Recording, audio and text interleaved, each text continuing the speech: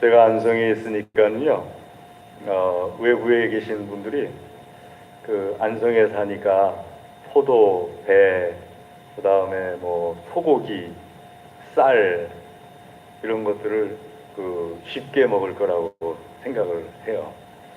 가령 뭐 그 포도나 배를 이렇게 선물을 드리면은 흔하니까는 이렇게 선물을 하는가 보다 이렇게 생각을 해요. 포도도 이렇게 흔하니까 또 여기가 포도 산지니까 본인들보다 싸게 먹을 거다 이렇게 생각을 해요.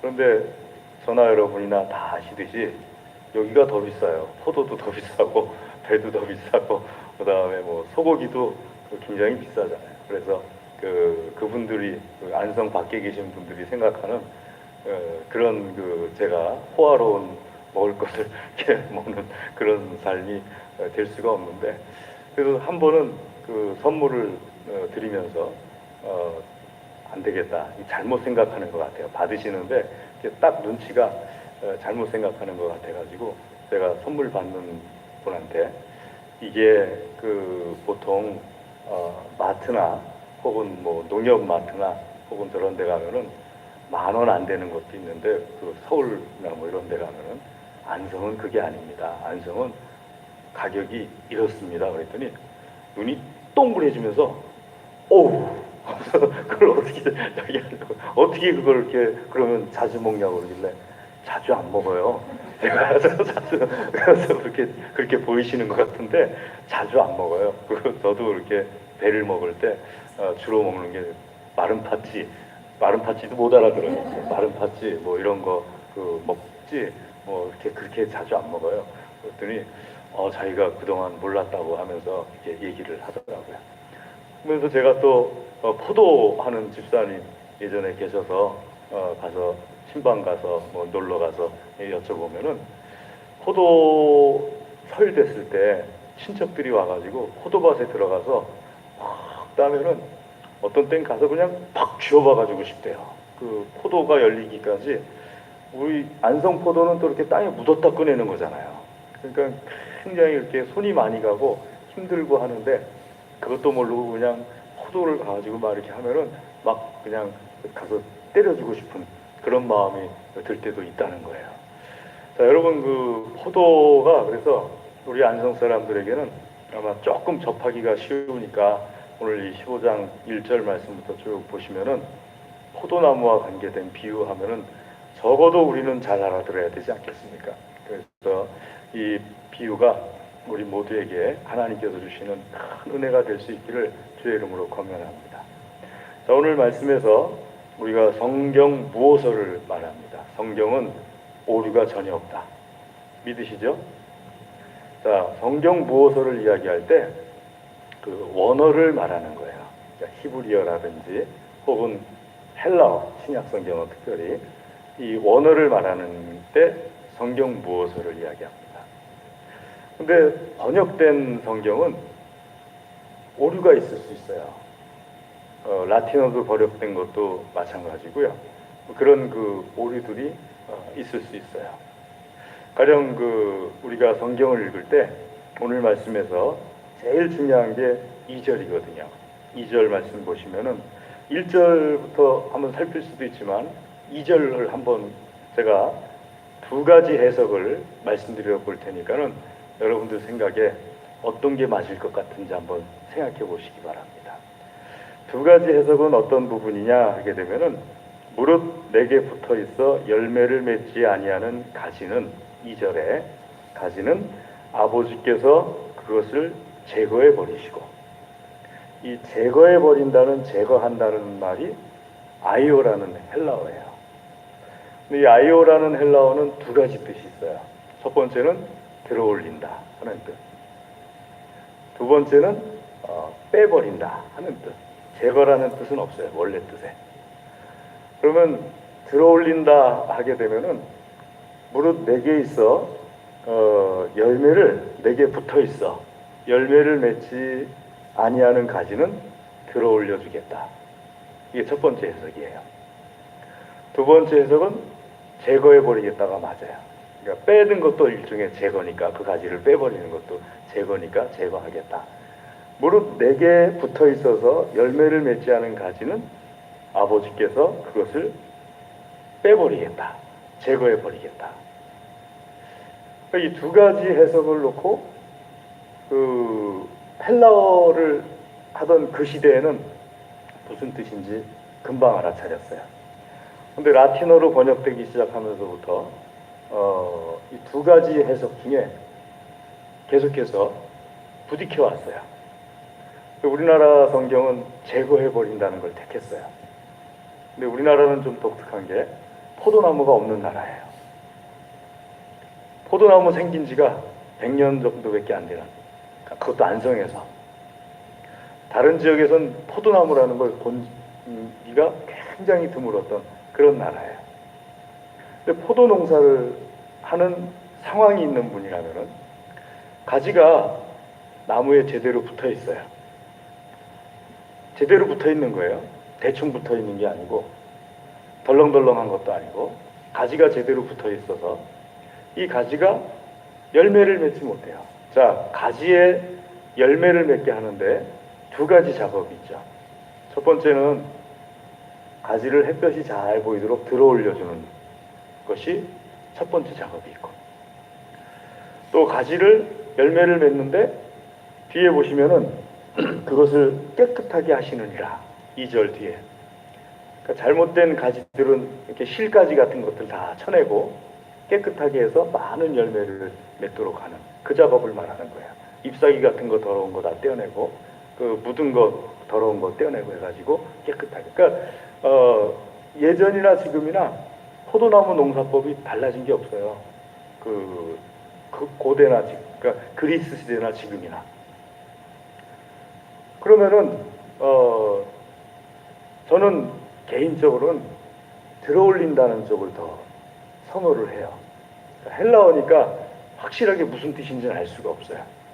그러니까 히브리어나 헬라어를 할 때 원래 그 우리가 여호와라는 하나님에 대한 명칭도 원래 명칭이 아니잖아요. 야훼라고 하기도 하고 여호와라고도 하기도 하는데 하도 거룩하게 그 명칭을 대하다 보니까는 글자 네 글자 딱 나오면은 YHWH 우리나라 그 영어 표기로 한다면 그런 식으로 되는데 이 네 글자가 딱 나오면 다들 너무 두려워가지고 가서 목욕 한번 하고 오고 옷 갈아입고 펜도 쓰던 거 이렇게 깎아서 쓰는 펜이잖아요. 그걸 버리고 다시 이렇게 해가지고 탁 하고 절대로 부르진 않아요. 여호와 하나님의 이름을 부르면 안 되니까. 그래서 하나님의 명칭을 잊어버려 버렸어요. 지금 야훼가 맞는지 여호와가 맞는지 이 둘 다가 아닌지 아무도 몰라요. 히브리어상으로냐. 그러니까 우리가 하나님의 말씀을 원어로 그 시대부터 쭉 내려왔으면 좋은데 이스라엘이 히브리어를 다시 회복한 것도 100년이 채 안 돼요. 지금 이스라엘이 히브리어를 쓰고 있거든요. 자기네 나라에서. 그런데 그게 그 이전엔 아니었어요. 다 터졌었잖아요. 글자로만 남아있다가 지금은 이스라엘의 히브리어에 필기체도 있어요. 영어에 필기체 있는 것처럼. 예전에는 자음 모음 없었어요. 그냥 알레프 딱 하고 끝이지 밑에 자음 붙이는 거, 모음 붙이는 거에 따라서 알레프를 아냐, 어냐, 애냐, 이냐 이렇게 발음이 들어가거든요. 근데 그게 없었어요. 그냥 딱 보고서 전후 문맥 보고 아 하기도 하고 애 하기도 하고 이 하기도 하고. 제 2년 선배 목사님 중에 저 수원에 계신 전라도 목사님 계시거든요. 어느 날 같이 엘리베이터를 탔는데 본인 교인하고 통화를 하시는데 거시기를 18번 하시더라고요. 제가 쉬어봤어요. 거시기가 말이요. 거시기인데 거시기가 그 거시기에서 거시기 하라니까 그러면서 거시기가 한 18번이 나오는데 제가 그 통화한 집사님한테 물어봤어요. 그 거시기 뜻 다 알아들으세요? 앞에 거시기는 이거고요. 두 번째는 이거고요. 세 번째는 이거고요. 쭉 얘기하시는데 거시기 하나로 표현을 18가지를 하더라니까요. 그러면 저 같은 사람은 도저히 못 알아들어요. 그건 암호하고 똑같은 거예요. 거시기를 하기 시작하면, 거기다 머시기까지 넣어봐요. 이건 도저히 이해할 수 없는 화성 말을 하고 있는 거하고 똑같은 상황이 되는 거예요. 우리 학생 때 그런 얘기를 했어요. 그 어떤 남자애가, 서울 남자애가 그 부산인가 어디 가가지고 부산 여자친구를 전화를 했는데, 그 당시엔 핸드폰이 없으니까 집에서 받았는데, 경수가 나 내려왔어. 어데이에. 여기 역전 앞이야. 어데이에.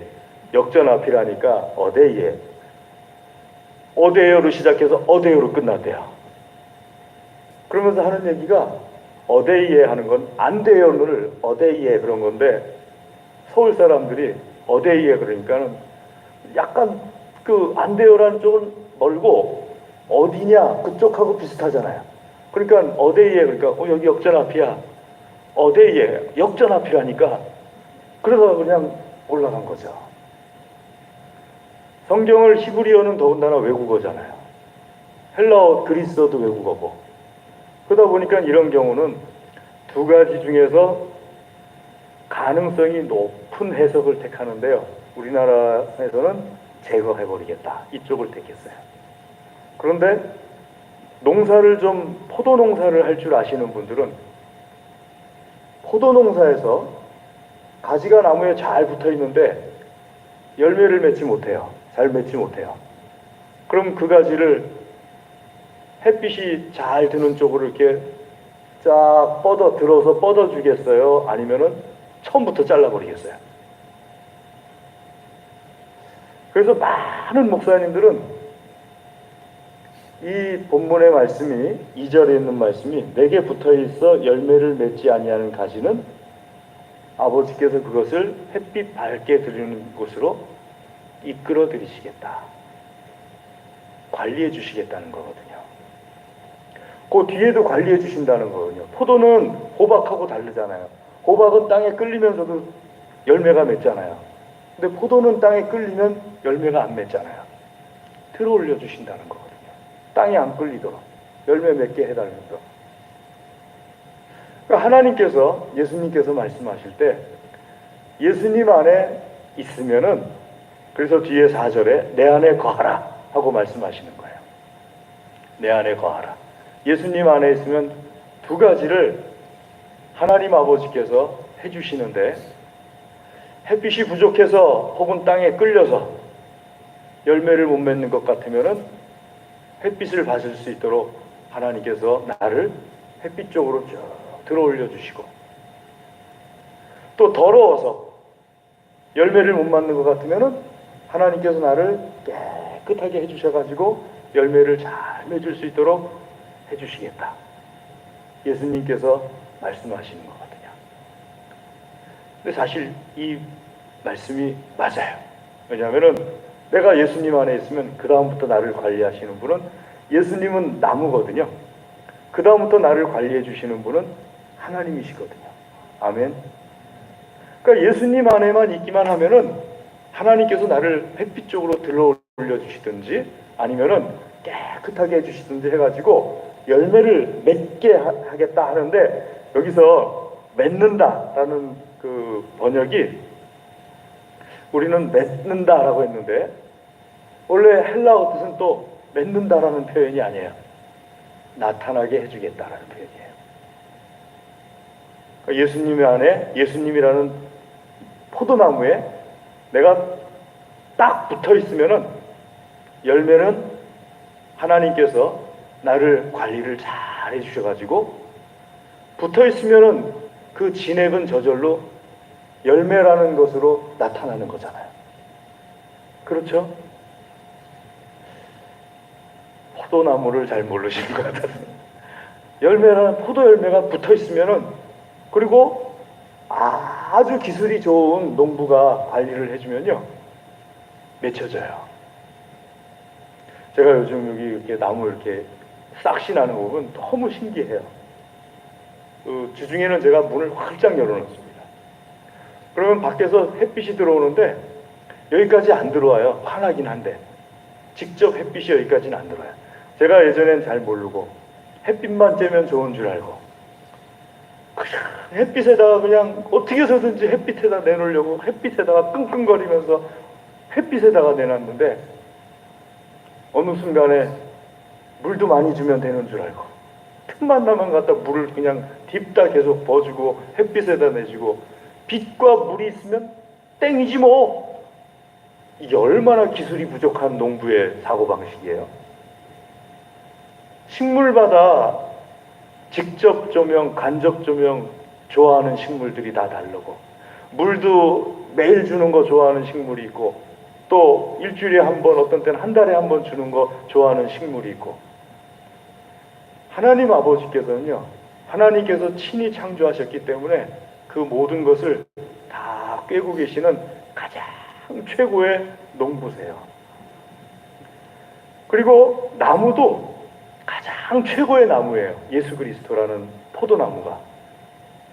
그러니까 최고의 농부, 최고의 나무, 또 피조물인 우리도 최고의 피조물이에요.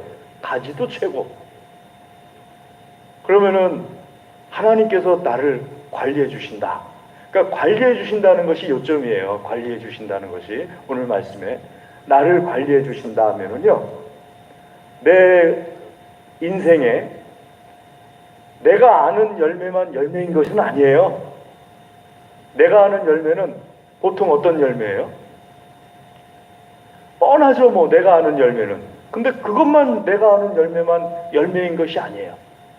하나님 보시기에 열매는 굉장히 다양해요. 그 포도나무 열매라는 그 포도 열매가 굉장히 다양해요. 분명한 사실은 하나님께서 나를 관리해 주시면은 나에게서 포도 열매가 맺혀집니다. 그러니까 우리가 불안해하는 것, 내가 분명히 예수 그리스도 안에 있는데 하나님께서 나를 제거해 버리신다. 예수 그리스도 안에 있는 거예요.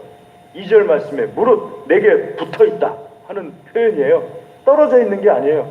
붙어 있는데도 불구하고 하나님께서 나를 제거해 버리시는 경우가 있다라고 이 말씀 때문에 많이 불안하시죠? 하지만 로마서 말씀에서는요, 하나님께서 제대로 붙어 있는데도 제거하시는 경우는 없어요. 그 어떤 경우도. 오히려 제대로 붙어 있으면요, 내가 내 힘으로 들어올릴 힘이 없어요. 나는 아무것도 할 수 없어요. 5절 말씀 뒤에 있는 것처럼 너희가 아무것도 할 수 없음이라. 열매와 관련해서는 내가 할 수 있는 건 붙어 있는 거 하나밖에 없어요. 들어올리는 것도 하나님이 하시는 거고 깨끗하게 하시는 것도 하나님께서 하시는 거고요.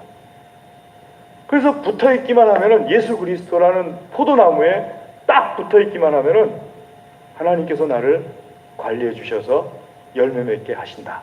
아멘. 이 믿음을 가지시기를 주의 이름으로 권면합니다.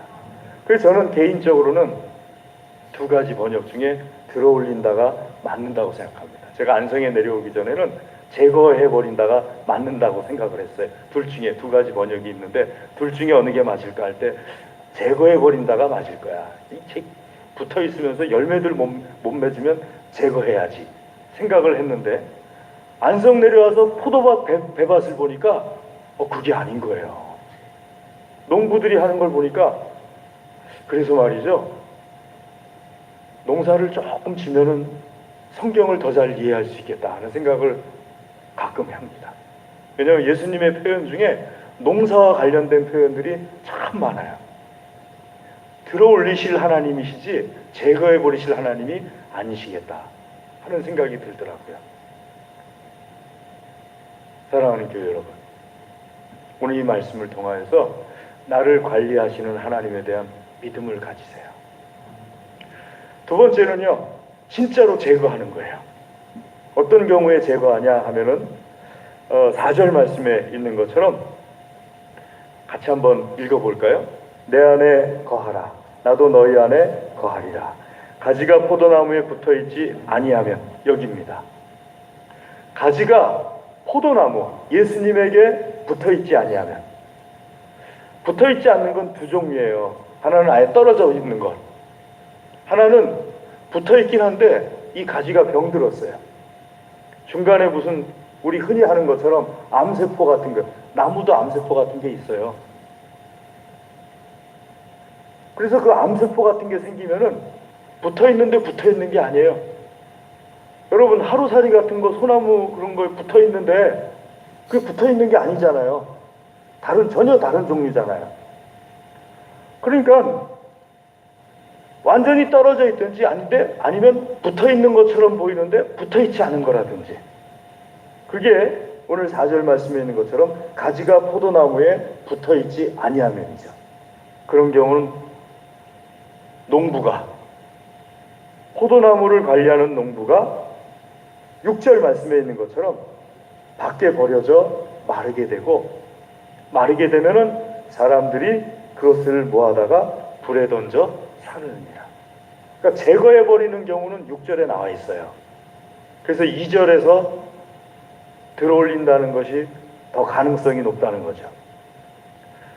그건 하나님께서 봐가지고 예수님 믿는 사람이라고 하는데 예수님에게 안 붙어 있어요. 그러니까 교회는 다니는데, 흔히 말하는 것처럼 교회는 다니는데 예수님에게 안 붙어 있는 거예요. 제가 오래전에 세무소를 갔거든요. 세무소 분이 저한테 이양규 씨 그러더라고요. 그래서 내가 뭐 공무원이신 분들은 다 그렇게 말을 하니까 교회 경영 잘 하십니까? 그러더라고요. 그래서 잘하고 있습니다. 근데 왜 물어보세요?